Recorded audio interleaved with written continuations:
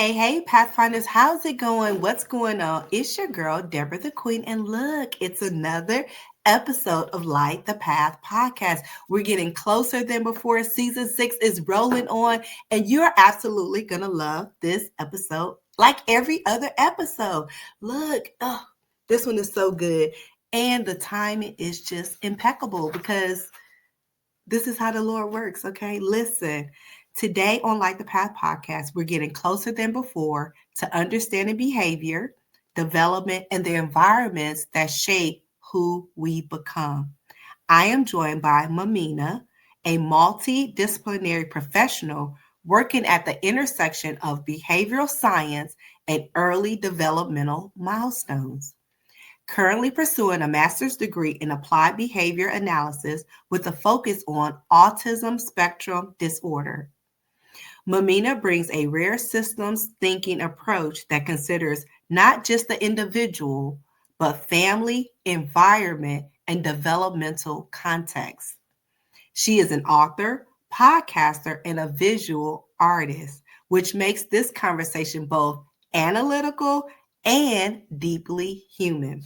This episode will challenge you how you think about behavior, growth, and what it truly means to support development with compassion. We're going to get closer than before, seeing the whole child with Mamina. Help me welcome Mamina to Light the Path podcast. Hello, namaste to everyone, to all of your audience. And I would like to thank Deborah the Queen for having me today in her show. And it's a guidance, like she said, the Lord guides. And here we are. Yes, I'm excited to have this conversation because it's a different approach, right? And so it's going to help so many people. And that's why I'm so thankful that you're here. You approach behavior through systems thinking. How does that look with the whole environmental change, the way we understand a child's behavior? How does that look different? So let me, first of all, this is a very broad question, it differs from movement to movement, environment to environment, culture to culture, people to people, individual to individual. It's Okay, like a lot of differences there. But I want to talk with an example of a rainbow. okay. So rainbow is like 7 different colors. And together they make rainbow. So if we see only one color, then it's not a rainbow. It's part of a rainbow or no rainbow at all. Mm-hmm. So to understand the concept, we have to understand why it is happening, from where we are learning, and how we are responding and receiving the information, and whether we are acting in a limit or we are going out of limit. And who sets the limit? Who sets the limit? Where the limits are set and how the limits are set. Are there boundaries or are there rules, regulations, or it's like either my way or highway? That's so good that all these questions are being asked because you can't look at one particular thing, like you said. Many people misunderstand autism, the spectrum disorder. What is one early developmental sign parents? Yeah, exactly. So, what is happening is there are so many things that we are overlooking nowadays. It's not intentional, but it's how life has become. Before, we were not so busy and occupied. So, our attention used to be in our environment. Mm-hmm. So, who are around me? Who is around me? What is around me? Who am I around? Like we used to see each other. But now we have very less time even to see ourselves. So, major part is missing because we are all occupied, and we are occupied with this design of how life has become, with the pressure of society, culture, living first of all, living, Yes. and with everyday challenges, small and big, with everyday challenges. So sometimes, suppose I am a new mother, you know, but I have too many other responsibilities in my life. I have my family, my husband, my child, my work, my chores, and I have I'm left with very little time for myself. So, in that little time, our priorities gets juggled, Mm-hmm. and we are compelled we are compelled to put something away. Let it go, let it be. I will see later. Later is not 10 years. Later is tomorrow morning. Mm-hmm. Day by day things happen. It's Yeah. not like after 10 years. We see, like, oh, 10 years already passed, but it's day by day, day by day. For example, if I'm talking about a newborn baby, what is the main way the baby connects? Crying. The baby is seeking attention by crying. What else the baby knows when a baby is born? What else a baby knows other than crying? They don't. Yeah. you know so it starts from there. What am I doing as a mother to that crying? How am I responding, or I am not responding because I am crying from inside? Who's going to take care of me? Mm-hmm. you know That's like good. me like me maybe my husband is also somewhere putting things away, letting things be. Like, I do not want to step into that area. Who is going to take care of me? Everybody has this question in them, believe Yes. it or not. When I am thinking about me, I am asking to myself. When you are thinking about you, you are asking that to yourself. But we are not coming together to ask to each other. That's very good. And it is not only a marital relationship, it is teacher student, colleague, friends, neighbors, everyone, Yeah. community, every one of us. So it is everybody's responsibility. I cannot say only a mother should be burdened with this. No, it takes a village to raise a child. It takes a village to raise a child. So each one of us is our responsible. That's so good. That's a great reminder for us. No, seriously, it's a great reminder for us to check in with each other, even the people that you may consider strong or have it all together. We're all asking that inside. Yes. That's huge. From your perspective, what would you wish more parents and educators truly understood about this and the kids being on the spectrum? What do you think they should just understand that you just wish, like, I wish they knew this? They know because I am working in school setting, in daycare. They already know because Mm, when you see, it's not a big number in one class. The big number is always following directions, listening to the teacher, complying. They are always aware and paying attention to what is going on in the classroom. But those three, four, five kids who are in the spectrum, they are not able to listen and follow directions. you know they are hmm. in their own world with Yes. behaviors, like they are fidgeting, they are like humming, you know they are like, maybe when it's too loud they're closing their ears, Okay. sensitive to sound. you Mm-hmm. know, or they are like head down in the desk. I don't want it. I'm not interested. Yeah. Because they have specific interest. They cannot accommodate everything what is happening around them. They cannot receive it. That's good. So they already know, but they for them also, if they have 21 children in one classroom, they cannot pay attention to the other 2 3 children who are not able to follow all these things. They can report it to the principal, to their parents, this is happening, which is not very normal with other 12 kids, so we Yes. need to do something about it, you know so That's good. it's not like they are specialized or we are specialized, or like for example my interest is in autism, so I'm specializing to know, to know more. There's no Mhm. ending to it. Yes. There's no ending to it.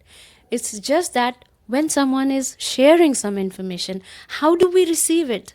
In which intensity? Should we start working on it? Should we talk together? How to solve the problem? Should we do something about it? That is it. And then things can go further. That's real good. How does your background in early childhood education shape the way you design interventions for the young learners with ASD? So it's not only me that I am designing interventions, Okay. but I have to consider the environment in which the child is, whether it's in a daycare, with the teachers, with the principal, in the school, with the teacher, the special education department, whoever is assisting the child. Whatever activities the child is doing, every teacher, every person the child is interacting with, we have to interact with them, and talk about the child. Maybe the music teacher is saying he is good, but the art teacher is saying no, he cannot focus. The math teacher is saying he's horrible. He is horrible. The language teacher is saying he cannot even hold the pencil. Okay, these are all information, not complaint. These are all information. And we are working towards helping that child to develop, and you cannot expect him to hold the pencil and write in one day. You cannot. You cannot. Or maybe he doesn't want to write. He doesn't Exactly. want to. Yeah. Sometimes He I don't doesn't. want to. Yeah, exactly. And we have different interests we have to consider. We have Yeah. to consider. Sometimes when I'm listening, I'm remembering more than when I'm writing. When I'm seeing a video, I can remember, wow, this is good. I can remember it registers really well rather than reading a book. Different modality. So, Yes. so we have to always explore, be curious. If we take everything as a complaint, then we are, it's just shutting us down. Hmm. It's a common problem. We have to take care of it. And we have to share responsibilities. Yes. We have to share responsibility. The teacher is not able to pay attention. Okay, so let's get together. Let's teach them in a small setting, right, where they can be Hmm. taken care of. Their ways can be highways, like those kind of thing. Yes. Yes. Yes. That's real good. So, how do you help families move from information overload? Because this is a lot of information to take in as a parent. You're like, okay, this teacher's saying this, they're saying that. You're helping to design the uh, interventions. How do you help them move from information overload? Because, and then also, like you said, the parents know, right? The teachers Yeah, know, but now we're getting all this information confirming. How do you yeah, help us move from information overload to meaningful action? that's a very good question. This is also coming together, and first of all, accepting and receiving your child as he or she or they are. If the art teacher is saying that he cannot do, you have to receive that information. It is about your child. It is very important. Is very important. Some of us, our brain is wired in different ways. I can do calculation in 2 seconds, but some other child cannot even sit with it for 2 seconds. That's the difference. Mhm. That is an advantage. We cannot say that if he is doing it in 2 seconds, my child will also be doing it in. No, no, no. No, no, no. We do not have to do that. But we have to teach the child so that he can lead a better life in his future. He can be independent. So those skills we are going to teach all together, but slow, the pace. Understanding of child's interest, teaching the child from his interest, letting the parents know that if your child is not good at maths, that is not the end of the world. Doesn't matter if you and your husband are good at maths, your child is not good, it is okay. That's It real is good. okay. That's real good. But don't regret. Be curious what your child likes. That's really good. That's an awesome perspective because as parents, we do try to, think what I did well. Yeah. Ooh, thank you for that. I mean, this is really helping me. And then also, I know this is going to help the listeners too, because we have that perception and we need to be told as adults sometimes, Yep. like, this is not the case. And the acceptance part is also huge. So, with you, how do you stay grounded while working an emotionally demanding space? How do you stay grounded? Because look at you, you're talking, you're saying this stuff, you're so smooth with it, you're so calm. Like, I would accept whatever you're telling me, and I would follow the plan, and I would do the things. Like, how do you stay grounded, Momina? So there are so many things involved, you know. The first thing is I feel like I have a responsibility towards that 3-year child with whom I'm working. You know, my ego should not be playing there. Okay? It's about the child, it's more than about me. Mm-hmm. And I am there to serve the child. I'm not commanding. I'm not commanding.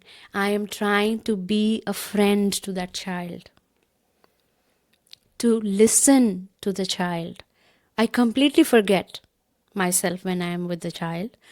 And this is maybe a practice, or this is like a blessing which helps me and just cuts my insecurity off of my body and throws it somewhere that I will survive. I do not have to be insecure. Mm-hmm. I just have to be present with my child. That is the biggest lesson. I am there present with the child, and that takes care of so many things. That takes care of, and I do not have to react. I do not have to react, you know. It's okay. It's okay. I am not here to solve everybody's problem. I am not here to train everybody because I am also learning. First thing is that. And then second thing is I am present for the child. That is good. We all need to take that practice. No, I'm serious. You're laughing, Momina. We need to take that practice as parents Yes, we do. from time to time. And I have adult children, so I'm going to take this Me to too. Me grandkids. too. I'm going to take this to grandkids and be present. Like, I'm right there. I'm doing the Spider-Man stuff. I'm climbing the wall. I'm jumping. This is just practical advice. Let the Pathfinders know where they can connect with you on social media. Yes, I am available in Instagram, in Facebook. I have my YouTube channel in the same name that is appearing here, Holistic Conversation Podcast. And yeah, I mean, you can reach out to Deborah the Queen if you want to be connected. Yes, look, I'm willing to share. I'm not gonna gatekeep, okay? I love a great guest, and I know you do too. And any people that I know that are doing podcasts, I would definitely recommend you. But Pathfinders, don't be dismayed. I'm gonna put all her information right here in the description box, so that way you can connect with her, follow her channel, follow her socials, and remember, Pathfinders, that sharing our experience is not only empowering, it can